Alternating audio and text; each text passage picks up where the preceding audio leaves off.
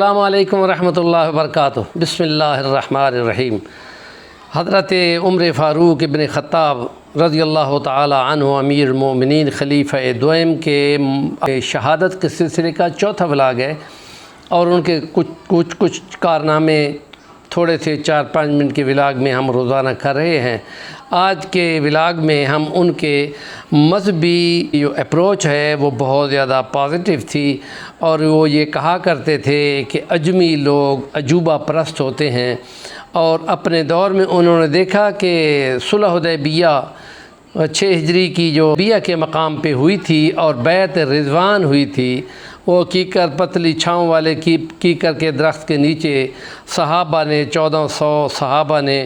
نبی پاک صلی اللہ علیہ وسلم کے ہاتھ پر حضرت عثمان غنی کی شہادت کی خبر پر بیعت لی تھی۔ اس کو بیعت تحت الشجرہ کہتے ہیں۔ تو اللہ پاک نے کلام اتارا تھا، لقد رضی اللہ عن المؤمنین اذ یبایعونک تحت الشجرہ فعلم ما فی قلوبہم وانزل السکینۃ علیہم فاصابہم فتحا قریبا۔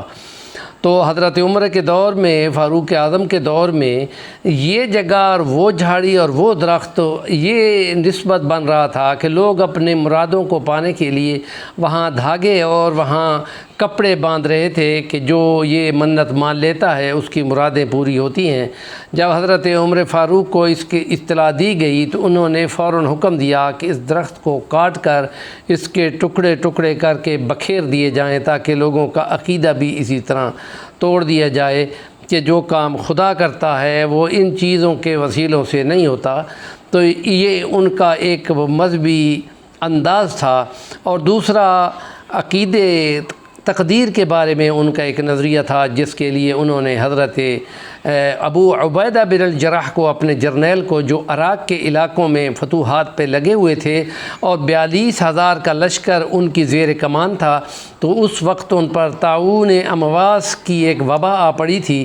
تو وہ ایک چھوٹا سا دانہ نکلتا تھا ہاتھ پر، جسم پر، اور تیسرے دن وہ بندہ، وہ مجاہد یا وہ سپاہی شہید ہو جاتا تھا۔ حضرت ابو عبیدہ بن الجراح کو بھی ایک دانہ نکلا، اور وہ باقاعدہ اس کے مخاطب بھی ہوتے تھے کہ تم میری شہادت کی باعث بنو گے۔ اور ادھر حضرت عمر کو فوراً اطلاع دی گئی تو انہوں نے حکم دیا کہ فوراً اس محاذ کو چھوڑ کر، ان پہاڑی کے دامن کو چھوڑ کر دوسری سائیڈ پر جدھر سے زیادہ کھلی ہوا چلتی ہے وہاں پہ شفٹ ہو جاؤ۔ لیکن حضرت ابو عبیدہ بن الجراح یہ کہہ رہے تھے، میں تقدیر سے بھاگنے والا نہیں ہوں۔ تو حضرت عمر نے جس وقت کہ وہ شہید ہو گئے تھے تو دوسرے جرنیل کو یہ لکھا کہ یہ اللہ کی تقدیر سے اللہ کی تقدیر کی طرف، یعنی یہاں سے تم ہل رہے ہو، موو کر رہے ہو، اور دوسرے پہاڑ کے دامن کی طرف جا رہے ہو، تو یہ اللہ کے حکم سے اس کی تقدیر ہی ہے۔ اور جس وقت کہ وہ 22,000 کی فوج بچ گئی تھی، 40,000 میں سے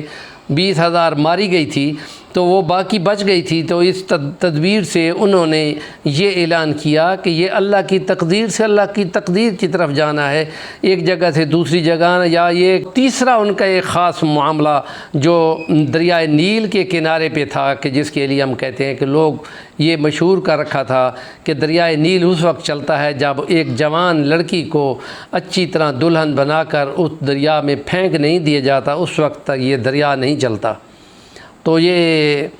واقعہ مصر کے علاقوں تک وہ دریا جاتا ہے۔ تو حضرت عمر فاروق کو اطلاع دی گئی تو انہوں نے حکم دیا کہ یہ ایک خط ہے، یہ اس دریا میں ڈال دو،